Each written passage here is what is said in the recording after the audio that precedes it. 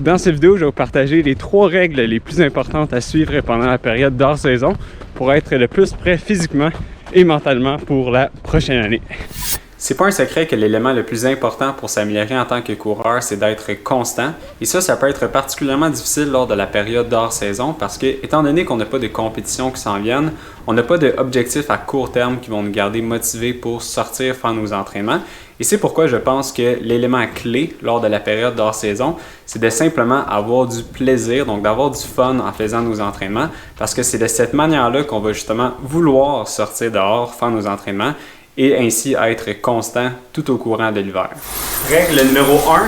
1, n'importe quel sport a un faible port. Pendant la période d'hors-saison, le focus devrait être sur la construction de notre base d'endurance fondamentale et ça c'est fait en faisant la grande majorité de nos entraînements à une faible intensité. Puis étant donné que les prochaines compétitions n'arrivent pas bientôt, c'est pas nécessaire que nos entraînements soient spécifiques aux demandes des courses, ce qui veut dire que c'est pas nécessaire que la plupart de nos entraînements soient faits à la course à pied. Donc moi, j'aime beaucoup m'entraîner l'hiver en fonction des conditions météo et de ce qui me tente le plus. Donc par exemple, s'il y a une semaine qu'il y a eu une super grosse tempête de neige et que les conditions de ski sont excellentes, probablement que cette semaine-là, je vais passer beaucoup de temps à faire du ski-mo, tandis que, par exemple, s'il y a une autre semaine que c'est plutôt les conditions de sentiers pédestres qui sont super belles, les conditions de sentiers pédestres en montagne qui sont belles, probablement que cette semaine-là, je vais passer plus de temps à courir que d'autres sports. Fait que ça revient un peu à ce que je disais tantôt, dans le sens que je vais vraiment en fonction de ce qui me tente puis qu'est-ce qui me motive à ce moment-là, parce que je sais que c'est vraiment de cette manière-là que je vais être le plus motivé, puis ainsi le plus constant tout au courant de la saison. Règle numéro 2. Si la tête dit non, retourne à la maison. Donc ça veut dire de ne pas se forcer à compléter des entraînements lors de la période d'hors-saison. Et l'idée derrière ça, c'est de ressortir de cette période-là à la fin de l'hiver en étant frais mentalement et en ayant le goût de maintenant commencer à faire des entraînements un petit peu plus difficiles. Donc si par exemple, pendant la période d'hors-saison, j'ai au plan une longue sortie de 3 heures, mais qu'après 2 heures, je me sens déjà vraiment fatigué, puis ça ne me tente pas de compléter la 3e heure, puis que je sais que si je devais compléter cette 3e heure-là, ça nécessiterait que je puise dans mes ressources mentales juste pour la compléter. Dans ce cas-là, je vais décider de couper la sortie après 2 heures parce que je sais que les bénéfices physiques de cette 3e heure-là ne sont pas assez grands pour justifier, on va dire, les dommages mentaux que ça représente en fait, parce que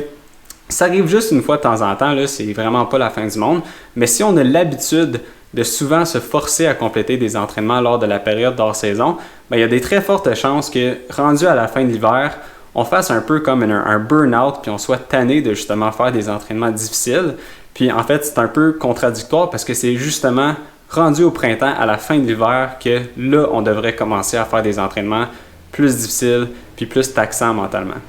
Règle numéro 3, le temps. La seule chose au plan. Donc ça veut dire exactement ça en fait, c'est que quand je prépare un plan au début de la période d'hors-saison, la seule chose que j'indique sur mon plan, c'est le nombre d'heures d'activité physique par semaine. Et il y a 2 raisons principales derrière ça. Premièrement, comme je l'ai mentionné plus tôt, j'aime faire plusieurs différents sports pendant la période d'hors-saison et en prenant le temps comme mesure de volume, ça me permet d'avoir une meilleure idée de ma charge d'entraînement totale en prenant en compte tous les différents sports. Et deuxièmement, je pense que c'est important pour plusieurs personnes d'au moins avoir un minimum sur leur plan, question d'être un peu plus discipliné dans leur entraînement parce que sans ça, ils pourraient être enclins à faire des très grosses semaines lors de semaines qui sont vraiment motivées et ensuite ne presque rien faire d'autres semaines où ils sont moins motivés. Puis on sait qu'il y a trop de fluctuations au niveau du volume comme ça. C'est ça souvent qui cause des blessures et c'est simplement pas la meilleure recette pour s'améliorer.